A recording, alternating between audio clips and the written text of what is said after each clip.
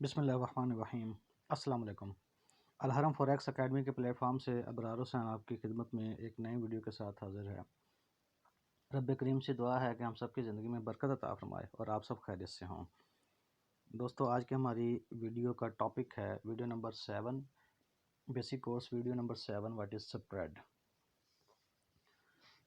In this video we will take a detailed look at every aspect of the spread. Spread क्या है हम जानते हैं। Video start करते हैं दोस्तों। स्प्रेड का लफ्ज़ी मतलब किसी चीज़ का फैलाव होता है, एक्सटेंड होना। फॉरेक्स में ये टर्म ब्रोकर से स्पेसिफिक होती है। ब्रोकर अपने वाजिबात, अपने एक्सपेंसेस, यूटिलिटी बिल्स, अपनी जो भी उसका एक्सपेंस होता है उसके लिए ये चार्ज करता है अपने कस्टमर से यानी ट्रेडर्स से। तो मैंने गालिबन वीडियो नंबर 4 चार्ट ट्रेडिंग में इसका इजमाली ज़िक्र किया था। यहाँ पे हम इसको डिटेल में देखते हैं। बिड और आस्क प्राइस का फ़र्क स्प्रेड कहलाता है।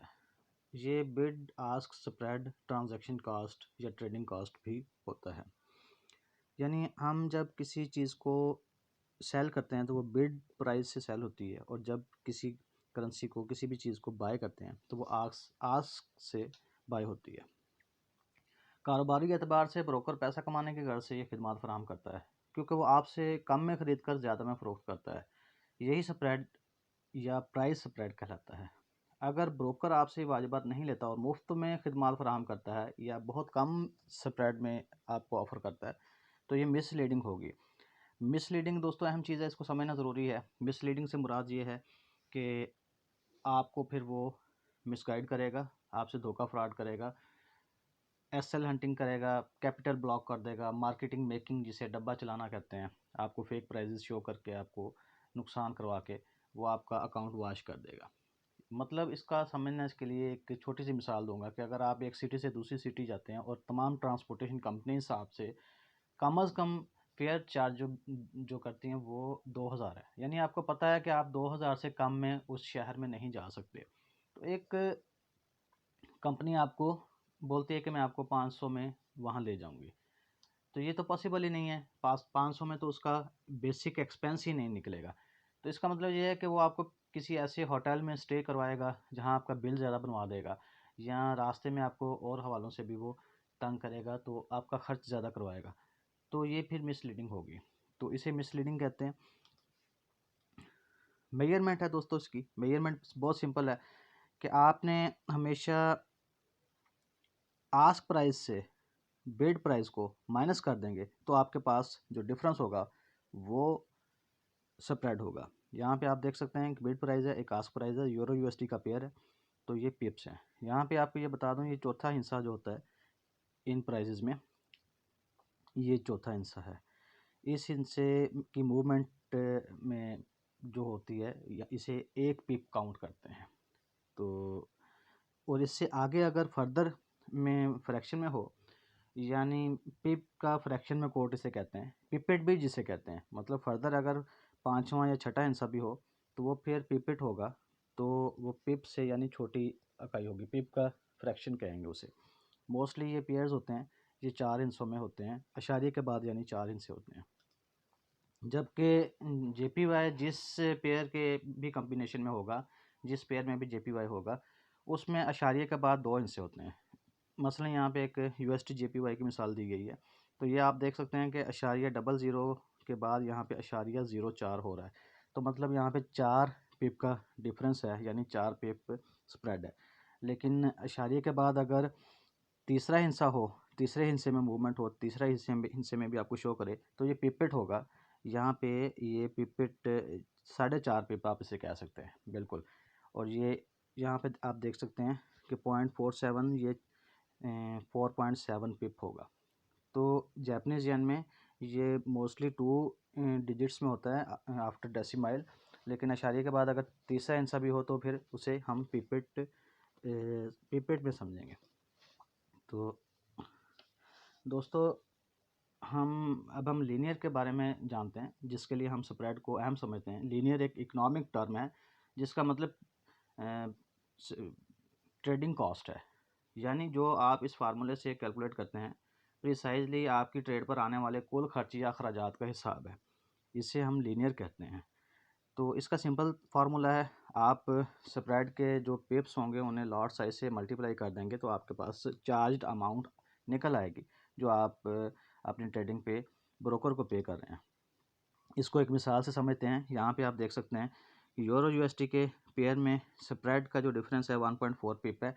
इसका मतलब अगर आपने अपनी ट्रेड एग्जीक्यूट करके फौरी तौर पर उसे कट कर दिया है, क्लोज कर दिया है, तो आपको फौरी तौर पे 1.4 पिप का पे एक्सपेंस पे करना पड़ रहा है ब्रोकर को। तो और आपको अगर फौरी तौर पर अगर आपने ट्रेड बंद कर दी है तो 1.4 पिप आप पे करेंगे। अब 1.4 पिप को हम कैसे मेजर करते हैं उसको इस मिसाल से आप समझ सकते हैं कि अगर मिसाल के तौर पर आपके पास मिनी लॉट है, मिनी लॉट में 10,000 यूनिट्स होते हैं, तो आप कैलकुलेटेड जो आपके पास पिप्स निकले हैं उन्हें आप लॉट साइज से जब मल्टीप्लाई करेंगे तो $1.40 आपका इस ट्रेड का एक्सपेंस हुआ। मैंने आपकी सहूलत के लिए यहाँ पे लॉट साइज़ के डिफरेंट जो तीन टाइप की लॉट साइज़ होती हैं, स्टैंडर्ड, मिनी और माइक्रो। इनके यूनिट्स होते हैं 1,00,000, 10,000, 1,000। और इनको आप अपने ट्रेडिंग इंटरफेस में जो आपकी शो हो रही होती है, जो भी आप MT4 MT5 या सॉफ्टवेयर में आप यूज़ कर रहे हैं, 1 0.1 और 0.01, तो ये एक छोटा सा शेड्यूल आपकी सहूलत के लिए बना दिया। ये स्टैंडर्ड है, ये हर जगह पे यही चलता है। इसको पॉसिबल वेज में जिस कदर इसकी कैलकुलेशंस पॉसिबल हैं, इसमें सेकंड एग्जांपल में मैंने आपको सेम उसी 1.4 पिप को 5 मिनी लॉट्स में मैंने कैलकुलेट किया है। यानी वहाँ पर पॉइंट 1 0.1 की ट्रेड से आप कर रहे थे, यहाँ पर 0.5 से आप इसको कैलकुलेट कर रहे हैं, तो ये आपके सामने $7 होगी। या इसको करने के मज़ीद दो तरीके भी और भी हैं जो मैंने आपको यहाँ पे बता दिए हैं। 1.4 को आप 5 mini lots divided by mini lot volume 10,000 इससे तकसीम करेंगे, यानी इसको ज़रब देंगे और 10,000 से तकसीम करेंगे तो फिर भी आपका सेम रिज़ल्ट आएगा। और मज़ीद सिंपल ये है कि 1.4 ज़रबे 5 कर देंगे तो फिर भी आपका $7 डिफरेंस निकल आएगा। दोस्तों, स्प्रेड की टाइप्स हैं। मोस्टली लोगों को एक टाइप का ही पता है, लेकिन इसकी 3 टाइप्स होती हैं। एक फिक्स्ड कांस्टेंट जो होती है, जो ब्रोकर की तरफ से तयशुदा होती है। तो एक वेरिएबल होती है जिसे हम फ्लोटिंग बोलते हैं। और तीसरी होती है फिक्स्ड अमाउंट। फिक्स्ड अमाउंट में हम सिर्फ पैसे होते हैं जो ब्रोकर की तरफ से डिफरेंट किस्म के। इसको हम डिस्कस कर लेते हैं। फिक्स्ड यानी कांस्टेंट। दोस्तों, ये डीलिंग डेस्क मॉडल में ब्रोकर फिक्स स्प्रेड ऑफर करता है जो कि एवरेज से ज़्यादा होता है। डीलिंग डेस्क का मतलब ये है कि आपको एप्लीकेशन या सॉफ्टवेयर में मार्केट की जो प्राइस शो होती हैं वो निस्बतन ज़्यादा होती हैं, जिसकी वजह फिक्स स्प्रेड होता है जो ब्रोकर की तरफ से एस्टिमेटेड फिक्स कॉस्ट होती है। और नॉन डीलिंग डेस्क में इसके उल्ट होता है। Dealing desk is affiliated with liquidity provider. Liquidity provider की तरफ से ये सारी प्राइजेज आ रही होती हैं। तो डीलिंग डेस्क का मतलब यह है कि वो प्राइजेस को कंट्रोल कर सकता है। वो आपको एक एक अपनी कॉस्ट उसमें इंक्लूड करके वो फिर प्राइस आपको शो करता है। लेकिन अब इसके एडवांटेजेस एंड डिसएडवांटेजेस भी हैं। इसके पॉजिटिव एस्पेक्ट्स में यह है कि जिन लोगों के पास इन्वेस्टमेंट के लिए कम रकम हो, ये उन्हें सस्ता पड़ता है। यानी इसमें कम सरमायाकारी दरकार होती है जो ब्रोकर टू ब्रोकर वेरी करती है, मुख्तलिफ होती है। यानी एक हर ब्रोकर के अपने कवानीन होते हैं, रूल्स एंड रेगुलेशन के मुताबिक उसने ये सेट की होती है चीज़। दूसरा, आप लीनियर के बारे में पहले से जान लेते हैं। यानी स्प्रेड फिक्स होने की वजह से आप ट्रेड एग्जीक्यूट करने से पहले अखराजात का मतलब तकरीबन जान जाते हैं, क्योंकि स्प्रेड में तब्दीली पॉसिबल नहीं होती है तब्दीली बहुत माइनर होती है, वो अभी डिस्कस करते हैं, उसे स्लिपेज बोलते हैं। इसके ड्रॉबैक्स हैं, नेगेटिव एस्पेक्ट्स को हम देख लेते हैं। प्राइसेस रिकोट पॉसिबल है क्योंकि कंट्रोल तो बिलाखिर ब्रोकर के पास है। यानी अचानक से मार्केट वॉलेटाइल होती है तो ब्रोकर फिक्स स्प्रेड को बढ़ा नहीं सकता, इजाफा नहीं कर सकता है। ऐसी सूरत में वो आपकी ट्रेड को ब्लॉक कर देगा और आपको नई कीमत और इजाफी स्प्रेड के साथ ट्रेडिंग अलाउ करेगा। मार्केट में अचानक तेज़ी आने से फिक्स स्प्रेड जो है उस ब्रोकर की तबीयत अच्छी खासी ख़राब कर देता है। यानी ब्रोकर के लिए ये फिर प्रॉब्लम बन जाता है कि अगर वो आप ट्रेडिंग नहीं आपको अलाउ करेगा तो वो उसका ब्रेड एंड बटर कहाँ से चलेगा, उसका काम ही यही है। और अगर आपको वो ऑफ़र करेगा तो फिर उसको नुकसान होता है। तो ये बात हमेशा याद रखिएगा कि ब्रोकर कभी भी नुकसान नहीं उठाता। मैंने अक्सर प्रोफेशनल ट्रेडर्स को देखा है जिनकी ट्रेड एग्जीक्यूट नहीं होती, और वो ये समझते हैं कि शायद एप्लीकेशन, सॉफ्टवेयर या इंटरनेट की ख़राबी की वजह से ऐसा हो रहा है। तो बाल्फाज दिगरम, इन दिस कंडीशन ब्रोकर ये बोल रहा होता है कि आप मज़ीद ट्रेड करने के अहल नहीं हैं, तो वो आपको ट्रेड अलाउ नहीं करेगा। वो हमेशा फ़ायदे में ही रहेगा, अपना एक्सपेंस हमेशा निकालेगा, ये बात ज़हन में रखिएगा। स्लिपेज एक अहम चीज़ है, आपने पहले शायद ना सुना हो। स्लिपेज की सिंपल मिसाल ये है कि जैसे आपने मुट्ठी में रेत पकड़ी हो और उसे दबाया हो ज़ोर से, तो फिर भी रेत थोड़ी बहुत सिरक रही होती है, ये स्लिपेज होती है। ये होती है इसमें। और ये किस तरह होती है कि ये मतलब एक बहुत बड़ा ड्रॉबैक है, ये समझें इसको। जब आपकी लॉट साइज़ बड़ी होती है तो फिर आपको नुमायाँ तौर पे ये नज़र आती है, या स्कैल्पिंग में आप वाज़ह तौर पे इसे देख सकते हैं। If market volatile after execution, तो ये ब्रोकर स्प्रेड के तनासब ब्रोकर स्प्रेड के तनासब में तसलसल बरकरार नहीं रख सकेगा और स्लिपेज होगी। यानी जिस स्प्रेड के साथ आपने ट्रेड शुरू की है, मार्केट में अचानक तेज़ी आने से ट्रेड क्लोज करने से पहले स्प्रेड ज़्यादा हो जाएगा, and you will pay more spread in term of slippage. तो ये बात बिल्कुल ऐसी है कि आप किसी जगह पे आप मतलब आपकी निस्बत तय पाने जा रही है, तो आपको तस्वीर दिखाई जाए खातून खाना की कि इन खातून से आपकी निस्बत तय पानी है, शादी होनी है। तो जब आप ब्याह के खातून को उस खातून को घर लाएं तो वो बिल्कुल ही कोई और हो, तो ये तो आपके औसान ख़ता कर देगी। तो ये बिल्कुल ही इस वजह से आप लोग, बहुत सारे लोग जो इस चीज़ को नहीं समझ पाते, वो ट्रेडिंग में लॉस उठाते हैं, नुकसान करते हैं, और वो इसको फेक समझते हैं, छोड़ जाते हैं। तो ये चीज़ समझने से ताल्लुक़ रखती है। वेरिएबल, इसे फ्लोटिंग भी बोलते हैं। हमारे यहाँ ज़्यादातर लोग इसी तर्ज पर ट्रेडिंग करते हैं। नॉन डीलिंग डेस्क फॉर्म में ये चीज़ होती है, इसमें नॉन डीलिंग डेस्क टाइप का ये होता है। इसका मतलब ये है कि जो प्राइजेस होती हैं, ब्रोकर विदाउट इंटरवेंशन उनको डायरेक्ट पास करता है ट्रेडर्स को, जैसे भी लिक्विडिटी प्रोवाइडर की तरफ से आती हैं। यानी जैसी प्राइजेस उसे आ रही हैं वैसी वो आगे फॉरवर्ड कर देगा ट्रेडर को। यानी ब्रोकर डायरेक्ट स्प्रेड कंट्रोल नहीं करता। इसमें स्प्रेड का तनासब सप्लाई डिमांड के बराबर चलता है, जो मार्केट की तेज़ी और मंदी के मुताबिक कम या ज़्यादा होता है। जिन अवामिल या महरक़ात से भी मार्केट में तेज़ी आए, स्प्रेड ज़्यादा होता है, उस मंदी होने पर कम होता है। यानी जब मार्केट में जमूद होगा, स्प्रेड तकरीबन किसी मैयत की नब्ज़ जैसा होगा या ना होने के बराबर होगा। आपने देखा होगा अक्सर ऐसा होता है कि हम स्प्रेड किसी जगह पे हमें ज़ीरो भी शो हो रहा था, उसकी वजह यही होती है।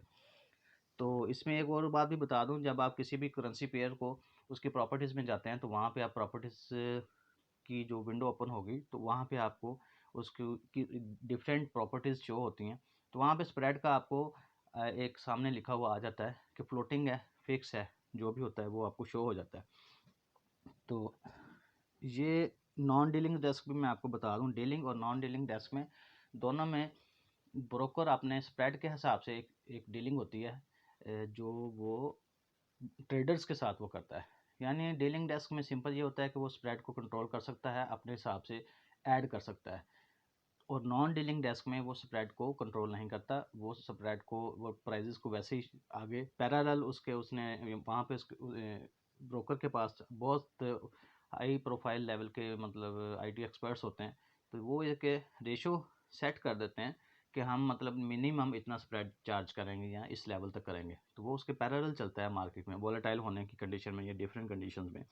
तो यहाँ पे आप देख सकते हैं कि इस एग्जांपल में आप देख लें, इस मिसाल में मार्केट में तेज़ी और मंदी से स्प्रेड में आने वाली तब्दीली को बखूबी समझ लें आप।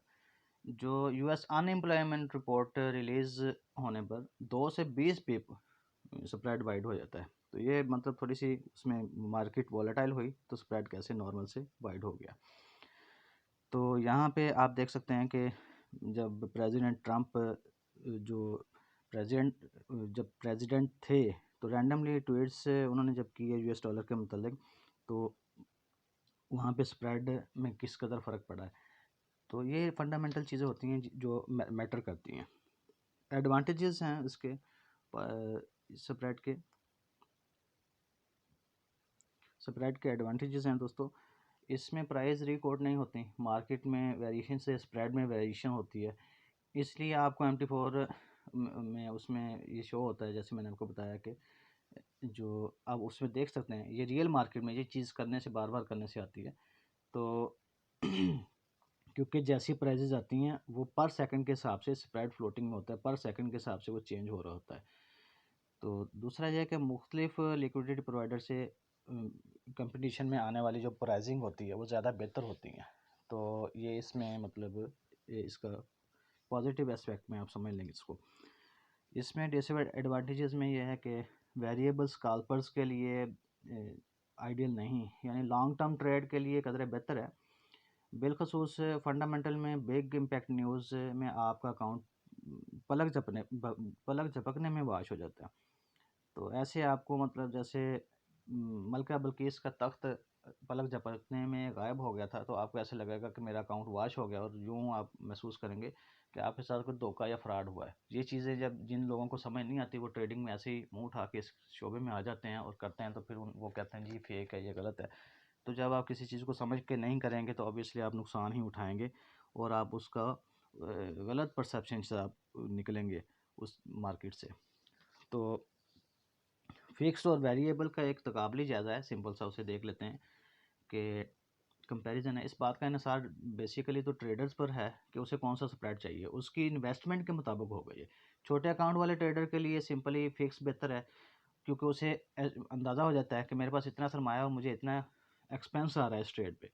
और बड़े वाले के लिए वेरिएबल, क्योंकि मार्केट में तेज़ी या मंदी से उसमें फ्लोटिंग होती है, फ्लोटिंग से वो पर सेकंड वो चेंज हो रहा होता है। तो वो ये इस बात को उसके पास ज़्यादा चूँकि कैपिटल होता है, उसकी इक्विटी बड़ी होती है, तो उसको इस चीज़ से ज़्यादा फ़र्क नहीं पड़ता।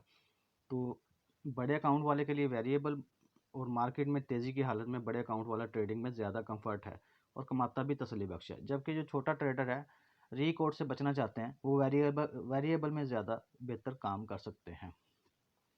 तो तीसरी इसकी जो कैटेगरी है उसमें सिंपल दोस्तों, ब्रोकर आपसे पिप्स की बजाय आपसे एक अमाउंट डिसाइड कर लेता है कि मैं इतनी लॉट्स पर आपसे इतना स्प्रेड की अमाउंट चार्ज करूंगा, डॉलर्स में या जिस रकम में भी आप उसके साथ डिसाइड करें, बेस करेंसी जो भी आपने रखी हो।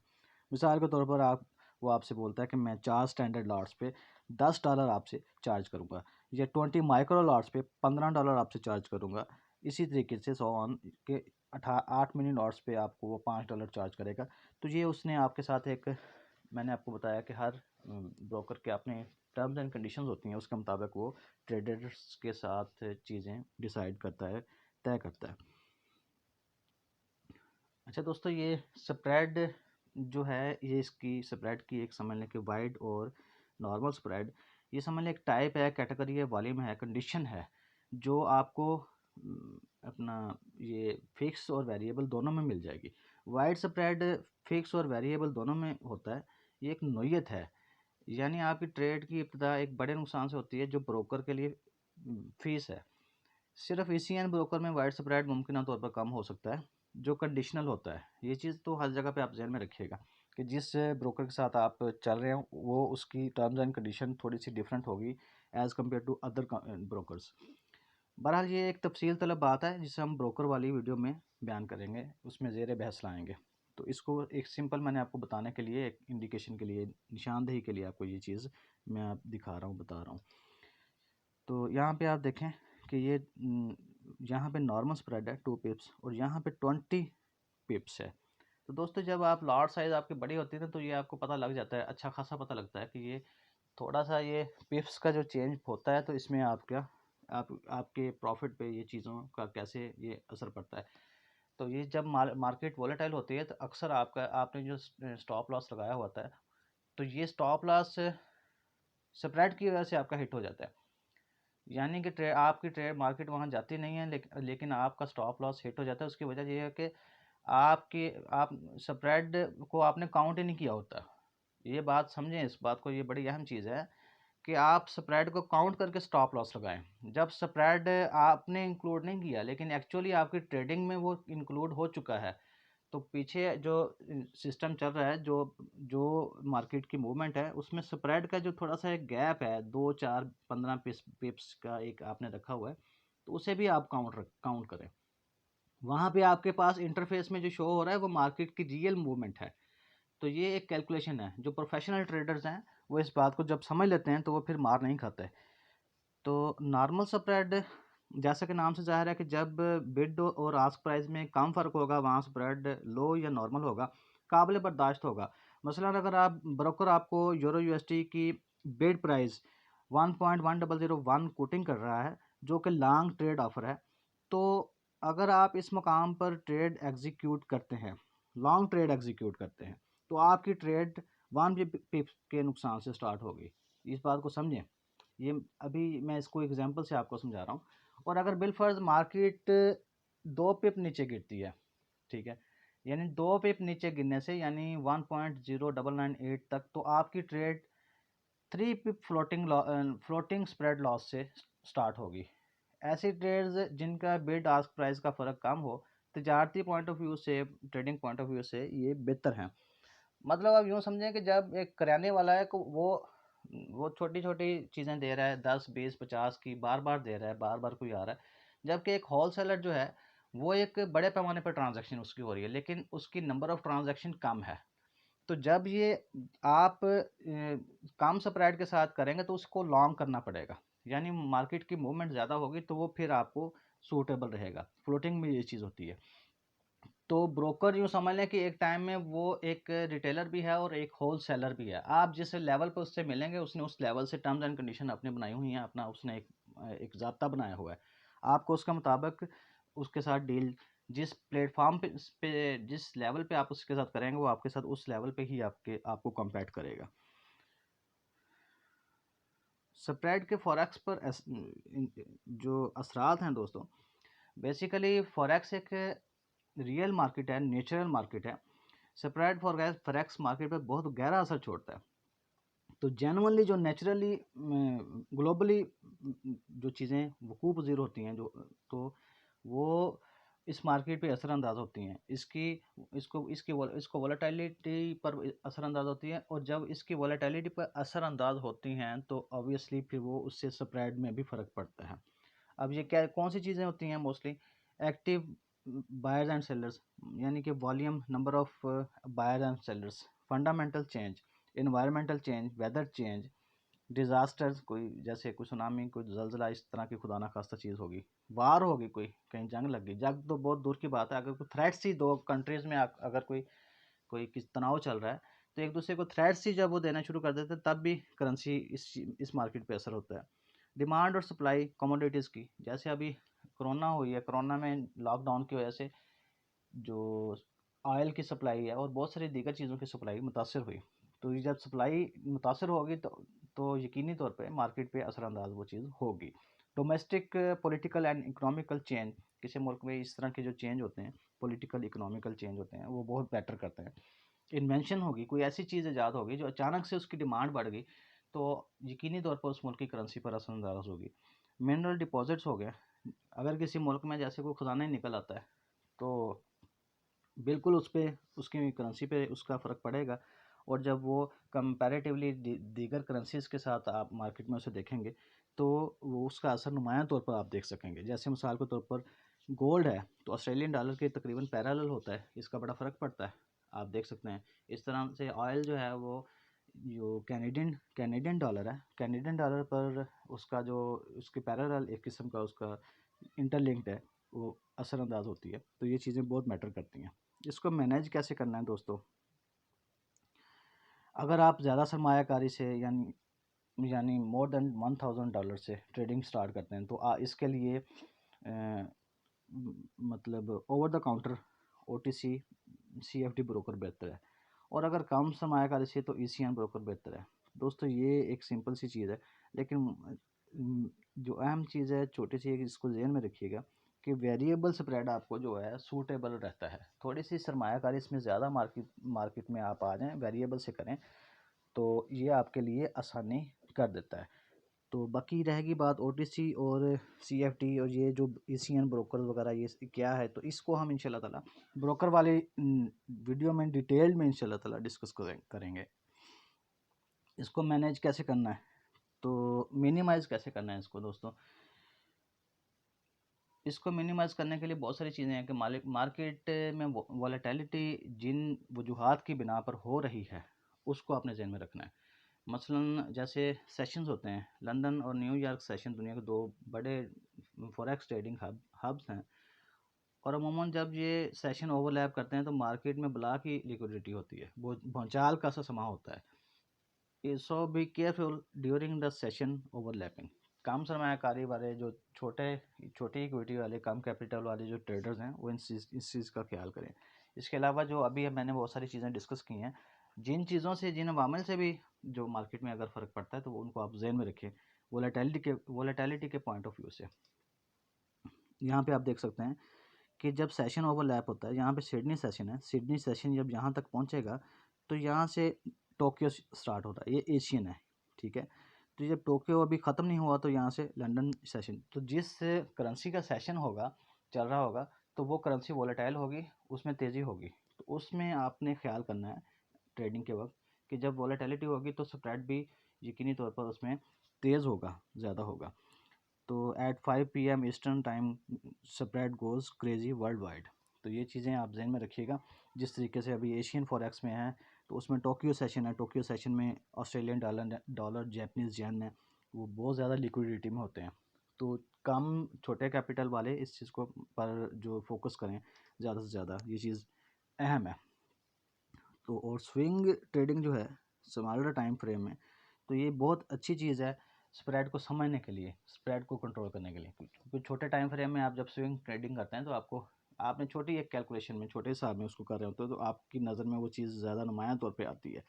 एक अहम चीज़ आपको मैंने बताने के लिए यहाँ पे इंक्लूड की है कि करेंसी पेयर्स पे कंपैरेटिवली स्प्रेड कम होता है, जो भी करेंसी पेयर्स हैं, ये बात ज़हन में रखिएगा। और करेंसी पेयर्स में जो मेजर करेंसी पेयर्स हैं यहाँ पे मैंने लिख दिए हैं, यूरो है, यूएस डॉलर है, ग्रेट ब्रिटिश पाउंड है, ऑस्ट्रेलियन डॉलर है, जापानीज़ येन है, स्विस फ्रैंक है। और इन मेजर पेयर्स पे आपको बाकी की निस्बत कम स्प्रेड मिलेगा। अगर आपको वीडियो पसंद आई है, इसमें किसी किस्म की कोई आपकी राय है या कोई सवाल है ज़रूर पूछेगा। और मुझे अगली वीडियो तक के लिए मैं इजाज़त चाहूँगा। अल्लाह करीम हम सब का हामी नासिर हो। अल्लाह हाफिज़।